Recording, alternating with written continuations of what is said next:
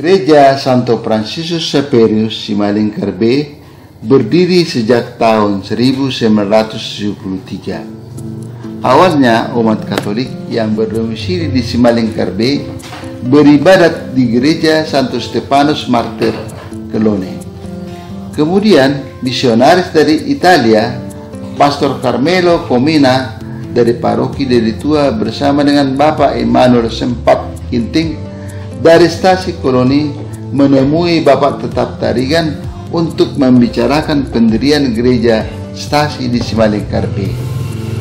Diperoleh kesepakatan bahwa Bapak Tetap Tarigan dan beberapa tokoh masyarakat, diantaranya Bapak Ngalo Tarigan, Bapak Cara Sembiring, dan Bapak Manis Tarigan akan mengumpulkan umat untuk melakukan ibadat di rumah umat setiap hari minggunya secara bergiliran dengan jumlah sekitar 15 kakak. Hal ini berjalan beberapa bulan dan selanjutnya umat mengusulkan supaya Bapak Tetap Tarigan memohonkan Kepala Sekolah SD Negeri Simalingkar B yang pada saat itu untuk meminjamkan gedung SD Negeri Simalingkar B sebagai tempat ibadat umat Katolik Simalingkar B karena Bapak Tetap Tarigan adalah salah seorang guru SD tersebut.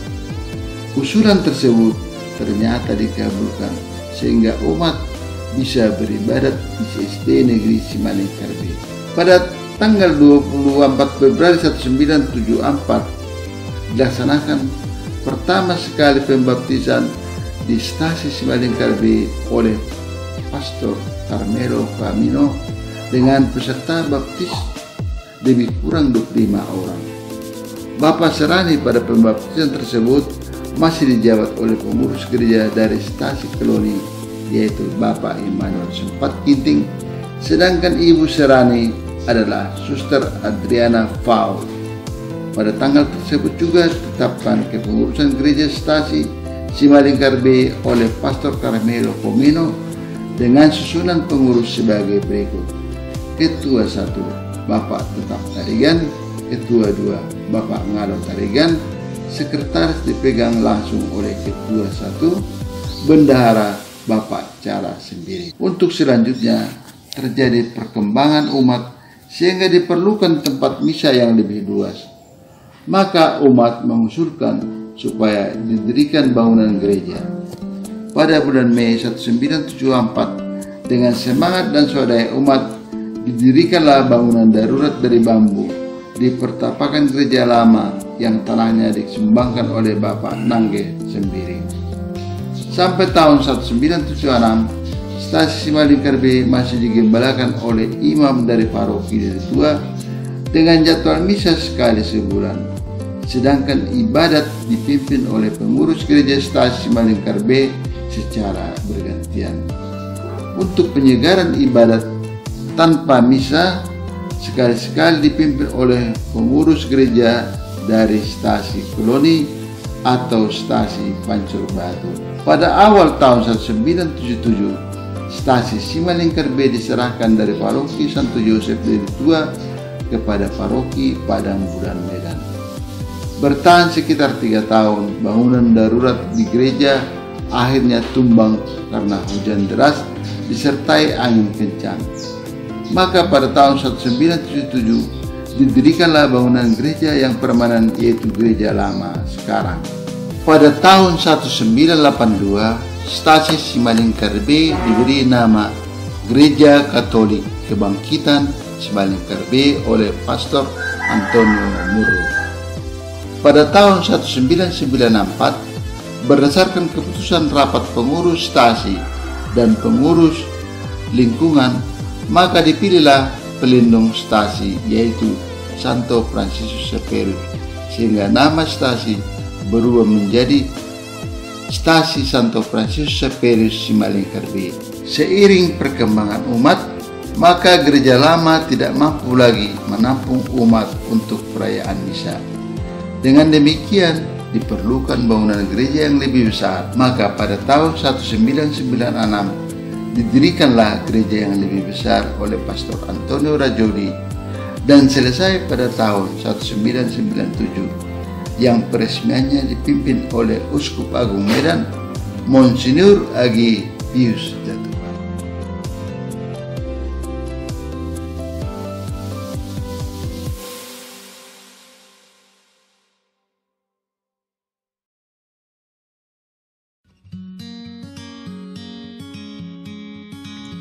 Biara SFMA dibangun di Simalingkar B pada tanggal 4 Mei 2008 yang ditandai dengan peletakan batu pertama oleh Uskup Agung Medan Monsinyur Alfred Gontipius Datubara. Para suster SFMA mulai berkomunitas dan berkarya di stasi Simalingkar B pada tanggal 30 Januari 2009. Biara SFMA ini selesai dibangun dan diberkati pada tanggal 13 September 2009 oleh Uskup Agung Medan Monsinyur Dr. Anicetus Bongsu Sinaga. Suster misionaris pertama berasal dari Provinsialat Korea Selatan, yakni Suster Susana Park selaku pimpinan delegasi Indonesia pertama dan sudah kembali ke Korea Selatan. Suster Paula Kim masih tinggal di Indonesia sampai sekarang.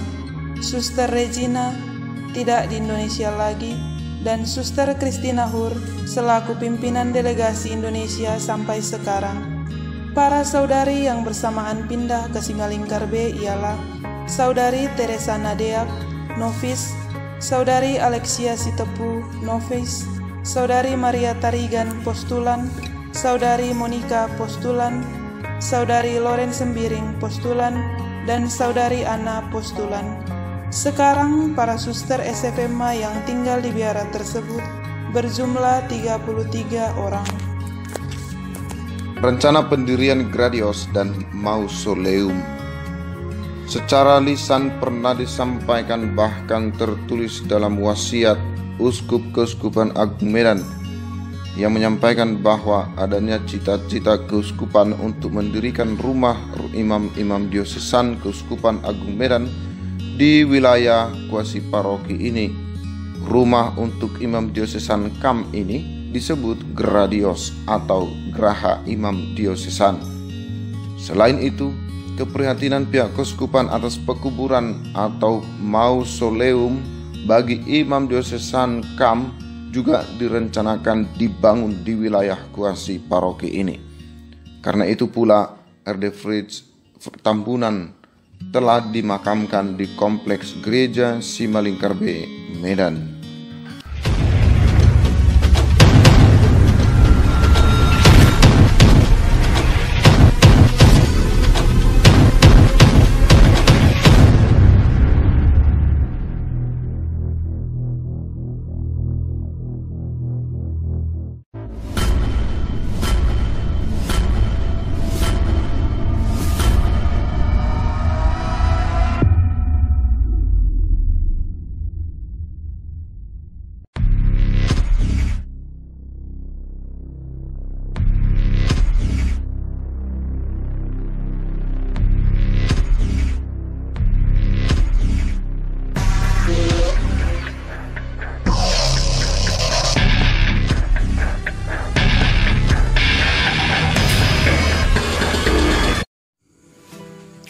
Gereja Santo Fransiskus Xaverius terus berkembang.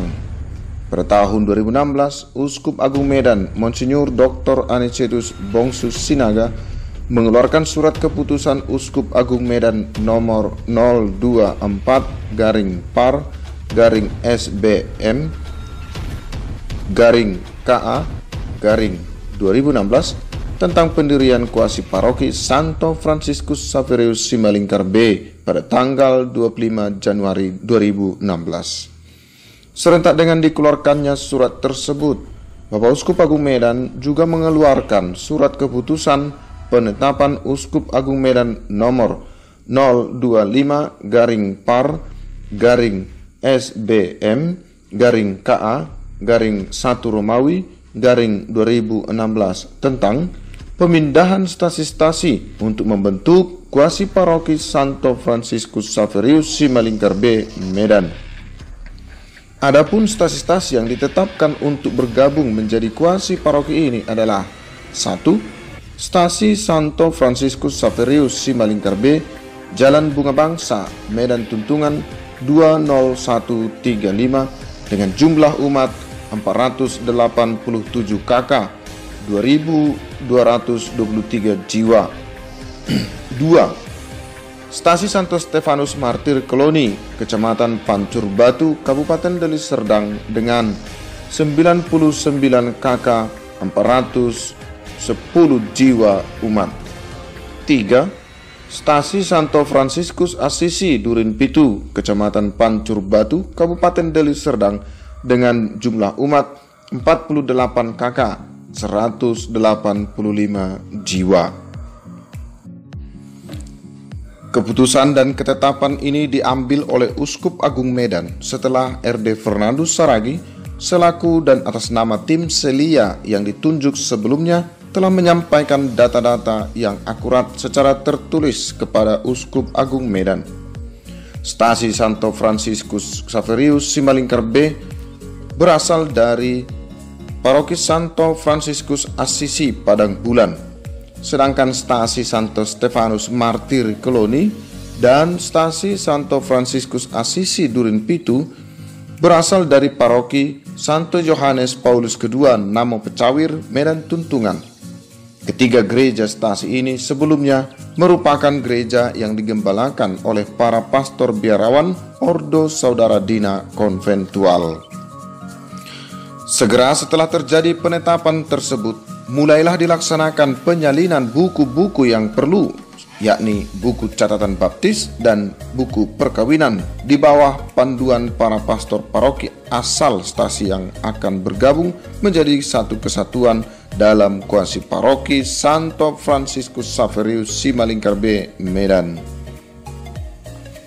Proses berikutnya adalah penunjukan dan pengangkatan atau penetapan uskup tentang siapa yang akan menjadi pastor paroki untuk kuasi paroki yang baru ini. Tidak lama kemudian, Uskup Agung Medan mengangkat RD Sebastianus Eko Bakti Sutopo untuk menjadi parokus dengan surat keputusan Uskup Agung Medan nomor 235-IM-PR-PA-5 Romawi _2016 yang dikeluarkan pada tanggal 18 Mei 2016 guna menguatkan karya penggembalaan di wilayah kuasi paroki yang baru ini. Uskup Agung Medan kemudian juga mengangkat RD Desman M. Marbun menjadi vikaris parokial.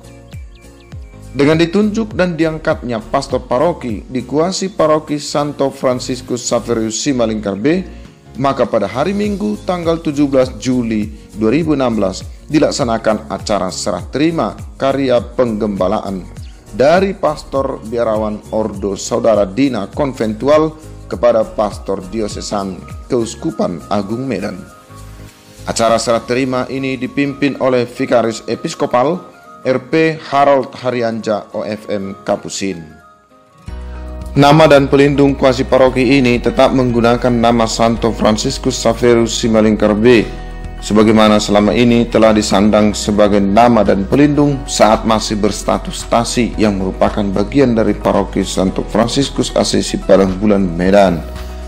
Santo Fransiskus Xaverius lahir pada tanggal 7 April 1506 dari keluarga bangsawan di Navarra, Spanyol. Ia mulai menghidupi panggilannya pada usia 19 tahun sebagai biarawan Serikat Yesus. Kemudian Santo Ignatius Loyola mengutus dia yang sedang berusia 34 tahun saat itu untuk menjalankan tugas misi ke Hindia Belanda. Ia menjalankan tugas misinya di Goa, India, Sri Lanka, Indonesia, Jepang, bahkan masuk ke Cina. Dalam seluruh pelaksanaan misi tersebut, ia berhasil cemerlang untuk mempertobatkan orang dan membaptis mereka.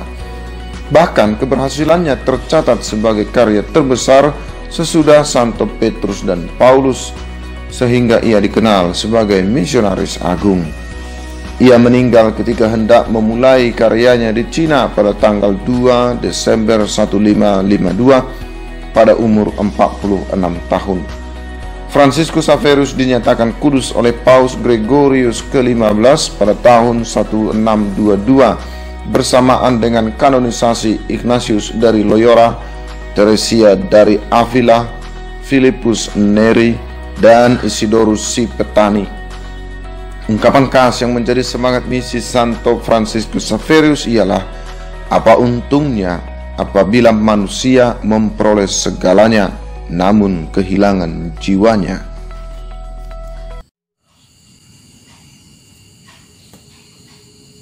Kuasi paroki ini belum memiliki gedung pastoran atau rumah pastor dan fasilitas pelayanan seperti kantor, sekretariat, dan aula sebagai sarana pastoral. Karena itu, pastor tinggal di rumah kontrakan sederhana di perumahan Simalingkar Residen 1. Sejak itu pula, kantor sekretariat berada di rumah kontrakan tersebut hingga Agustus 2019.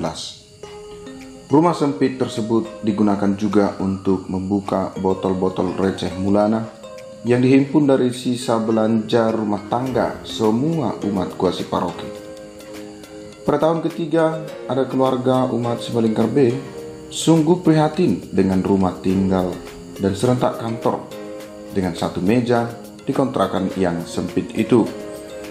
Tergerak oleh rasa kasihan, keluarga tersebut memohon agar pastor bersedia pindah ke rumah mereka yang sebelumnya dikontrakkan. Rumah tersebut tidak untuk dikontrakkan jika pastor berkenan tinggal di sana. Akhirnya, pastor menumpang tinggal di rumah tersebut yang berada di perumahan IDI, Jalan IDI Raya 2, nomor 2. Seiring dengan perpindahan itu, sekretariat juga pindah hingga selesai proses pembangunan pastoran dan sarana pastoral paroki. Proses pembangunan pastoran dan sarana pastoral tetap berlangsung dengan aneka upaya para pastor dan umat. Pengumpulan receh Mulana tetap berjalan walaupun sedikit demi sedikit dengan mengumpulkan uang receh dari umat per 3 bulan. Botol receh Mulana juga disebarkan kepada umat di luar Simalingkar B, termasuk Monsinyur Anicetus Bongsu Sinaga pernah beberapa kali berpartisipasi. Kantin panitia juga dibuka setiap hari Minggu. Penjualan talenan atau sakalan, ranting-ranting pohon untuk kayu bakar, barang-barang bekas atau botol tetap diupayakan. Sementara penyebaran proposal diteruskan, umat juga dilibatkan dengan pengumpulan dana partisipasi wajib. Terbuka, masing-masing keluarga dipersilahkan menentukan partisipasinya sesuai kesanggupannya dan dikumpulkan per tahun sebagai bentuk tanggung jawab bersama. Paroki juga menampung barang-barang bekas yang sudah dikumpulkan oleh umat. Akhir-akhir ini, malam keakraban keluarga pun digalakkan sekali sebulan. Sejak pandemi COVID-19, para pastor bersama dengan beberapa umat berada di sekitar kompleks gereja. Pondok Nostalgia menjadi tempat istimewa para pastor dan relawan tersebut untuk berteduh dari terik matahari dan hujan, makan siang dan malam. Beberapa kali pondok ini diterpa oleh angin kencang. Di pondok ini juga volunteer memasak hasil panen kebun untuk didistribusikan kepada umat pada hari Minggu. Tim Satgas melakukan rapat evaluasi juga di pondok ini setiap hari Minggu. Para tamu juga dijamu di pondok tersebut. Di pondok inilah juga pastor dan umat secara efektif mengalami persaudaraan yang akrab dan rekreasi sesekali serta menikmati udara segar dan sejuk. Kerinduan umat bersama pastor semakin membara sejak pandemi merebak. Untuk itu, atas usulan beberapa umat, malam keakraban pun diselenggarakan. Malam keakraban ini digunakan sebagai sarana untuk menggalang dana pembangunan pastoran dan sarana pastoral. Pada momen ini, umat tergerak untuk menyumbangkan bahan konsumsi seperti ayam kampung, ikan laut, sementara daging anjing disiapkan oleh tim. Seusai makan malam, keluarga umat dipersilahkan bernyanyi atau karaokean sebagai sarana hiburan. Acara dilanjutkan dengan penyerahan sumbangan masing-masing. Semuanya ini dibuat untuk penggalangan dana. Di samping itu, pastor dan beberapa umat mengefektifkan pengelolaan lahan ladang di sekitar gereja. Sehari-hari umat bersama pastor bekerja di ladang ini. Aneka tanaman muda ditanam dan dirawat sampai panen, seperti jagung, ubi kayu yaitu ubi roti, ubi rambat yakni ubi bolu, cabai rawit, cabai merah, kacang tanah, pepaya, kacang panjang, kacang hijau, semangka, dan ikan nila di kolam, dan juga lele di kolam gereja. Hasil panen dijadikan sebagai cara untuk umat agar berdonasi demi penghimpunan dana pembangunan. Sebagian hasil panen itu diolah umat untuk disajikan pada hari Minggu kepada umat juga usai perayaan Ekaristi. Sekalipun demikian, paroki ini tetap berharap pada uluran kasih, uluran tangan dari berbagai pihak untuk membantu pendanaan pembangunan tersebut. Uang receh pun ditampung.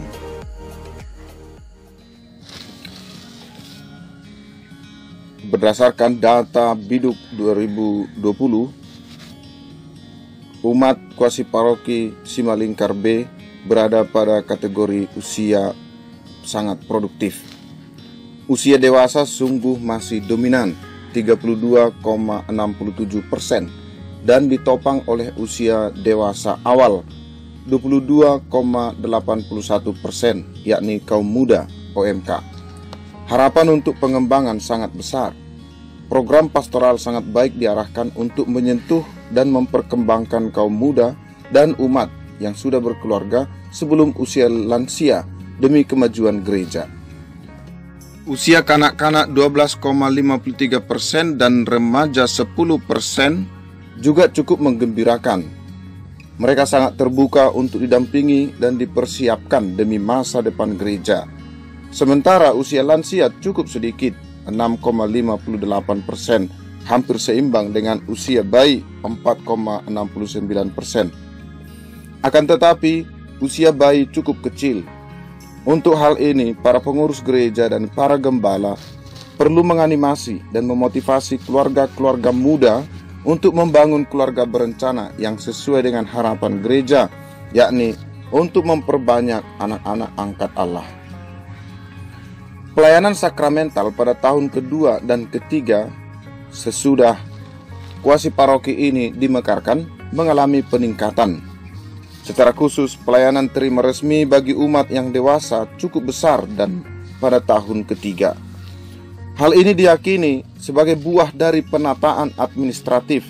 Sebelumnya disinyalir bahwa tidak sedikit umat dewasa, bahkan yang sudah berkeluarga dan sudah tua, belum membereskan kekatolikannya. Hal ini disebabkan oleh minimnya pengetahuan umat yang masuk Katolik karena perkawinan campur. Kondisi ini tentu akan menjadi fokus perhatian para gembala. Sementara pelayanan sakramen tobat memang tidak tercatat. Dalam praktek, sakramen tobat diwajibkan bagi orang tua calon baptis, anak-anak penerima komuni pertama, para calon krismawan-krismawati, dan calon mempelai. Sedangkan tahbisan suci memang belum ada. Namun, dari Simalingkar B, sudah terdapat 2 orang suster dan 1 bruder. Sementara calon imam atau frater ada 2 orang dan 2 orang anak seminari serta 1 calon suster sejak pemekaran kuasi paroki ini. Tingkat pendidikan umat di kuasi paroki ini lumayan menggembirakan. Tingkat pendidikan yang tinggi tentu mempengaruhi gerak gereja. Tampak bahwa saat ini cukup banyak umat yang sedang atau sudah menjalani masa studi di berbagai jenjang. Umat yang mengecap pendidikan di perguruan tinggi lumayan besar, yakni para sarjana 15,41% dan diploma 6,3%. Mereka sangat dimungkinkan untuk dilibatkan dalam memikirkan pengembangan gereja dan untuk menjadi tenaga pastoral, baik di lingkungan maupun di tingkat paroki. Umat yang sedang duduk di bangku sekolah di tingkat SLTP 13,96% dan SLTA 14,80% cukup besar. Sementara umat yang mengecap pendidikan di tingkat SD 35,31% dan TK 13,22% merupakan suatu pemahaman tersendiri. Kondisi ini menjadi perhatian untuk menopang dan mendukung pendidikan umat. Selain itu, status pelajar ini juga menjadi bahan pertimbangan tersendiri dalam menentukan pembinaan iman di luar jam belajar efektif. Di sisi lain, kuasi paroki ini prihatin dengan kondisi umat yang tidak mengecap pendidikan. Hampir 1.500 umat mungkin tidak mengecap pendidikan atau sekurang-kurangnya tidak terdata. Situasi ini merupakan suatu tantangan dan peluang dalam pembinaan, pemahaman, dan penghayatan atas ajaran iman kekatolikan. Secara umum, kondisi pekerjaan umat kuasi paroki ini tampak di bawah situasi sejahtera. Pekerjaan wira swasta cukup besar, 34,47% yang meliputi para pemulung, peternak babi tradisional, pemilik warung kecil, tukang las, tukang bengkel, tukang kayu, tukang bangunan, petani atau pekebun, buruh bangunan. Selain itu, umat masih banyak yang bekerja sebagai karyawan baik swasta, karyawan BUMN maupun karyawan honorer, sekitar 15,89%. Jadi, kondisi ekonomi umat memang tergolong tidak stabil dan masih lemah. Umat yang hidup dengan pekerjaan sebagai ASN 6,68% dan TNI Polri 14,26% cukup sedikit. Artinya, cukup sedikit umat yang memiliki sumber penghasilan yang memadai. Sementara umat yang menjadi pengurus rumah tangga cukup besar, 27,04%. Dengan kondisi pekerjaan umat sedemikian, tampak bahwa program pengembangan paroki ini harus terarah pada peningkatan kesejahteraan keluarga. Aneka kegiatan pengadaan kerajinan sangat baik dikembangkan untuk kesejahteraan rumah tangga keluarga. Di kuasi paroki ini, DPP harian terdiri dari pastor dan beberapa umat yang sudah dipilih dan dilantik. Para ketua Dewan Pastoral Stasi merupakan anggota DPP harian secara otomatis dan ditambah dengan beberapa orang dari warga gereja paroki. Ketua Dewan Pastoral Stasi Simalingkar B, Ketua Dewan Pastoral Stasi Santo Stefanus Martir Keloni, dan Ketua DPS Santo Franciscus Assisi Duren Pitu serentak menjadi anggota DPPH. Jadi, pengurus gereja paroki tidak tersendiri, tetapi serentak bahagian dari DPP harian. Panggilan menjadi imam dan religius merupakan salah satu buah dari penghayatan iman umat Allah. Kuasi paroki ini masih menghasilkan beberapa biarawan, biarawati, dan calon imam atau religius sebagai berikut. In this video, I'll give you a cool cinematic background recommendation that's perfect for your movie. Don't forget to press the red subscribe button and turn on the bell image. Buruginting SOSFX yang mengikrarkan kaul kekalnya pada 20 Juli 2017. Bruder Antonius Nelson Sembiring FC yang mengikrarkan kaul kekalnya pada 3 Juli 2020. Frater Nikolaus Nahampun OFM Konventual sudah 12 tahun dalam persaudaraan tarekat konventual. Frater Samuel Mileno Simamora, calon imam diosesan Keuskupan Padang, diterima sebagai calon imam pada tahun 2017. Frater Advent Tri Anantapinem, calon imam diosesan Keuskupan Agung Medan, diterima sebagai calon imam pada tahun 2018. Saudari Rima Pranginangin atau Lorenza Pranginangin sebagai calon suster pada kongregasi Suster Fransiskan Misionaris Assisi atau SFMA. Saudara Joshua Partogi Sitoru sedang duduk di bangku SMA Seminari Menengah Kristus Sacerdos Pematang Siantar kelas sintaksis atau kelas 11. Saudara Julius Eka Putra Bancin sedang duduk di bangku SMA Seminari Menengah Kristus Sacerdos Pematang Siantar kelas gramatika atau kelas 10. Catatan, paroki mengupayakan pembiayaan kedua anak SMA Seminari tersebut dengan mencarikan donatur dan juga kolekte misa hari Jumat pertama setiap bulan. Gereja paroki berada di wilayah Kecamatan Medan Tuntungan dengan batas-batas wilayah sebagai berikut. Sebelah utara berbatasan dengan wilayah paroki Santo Fransiskus Asisi Padang Bulan. Sebelah barat berbatasan dengan wilayah paroki Santo Yohanes Paulus II Nama Pencayur Tuntungan.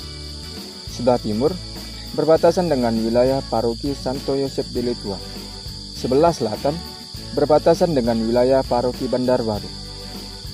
Jarak dari Gereja Santa Maria di Kandung Tampano Dodosa Katedral Medan sejauh 12 km dengan waktu tempuh 40 menit menggunakan kendaraan roda 4. Jarak dari Gereja Paroki Santo Fransiskus Xaverius Melingkar B menuju ke Gereja Santo Stefanus Martir Kroni sejauh 6,6 km dengan waktu tempuh 16 menit menggunakan kendaraan roda 4.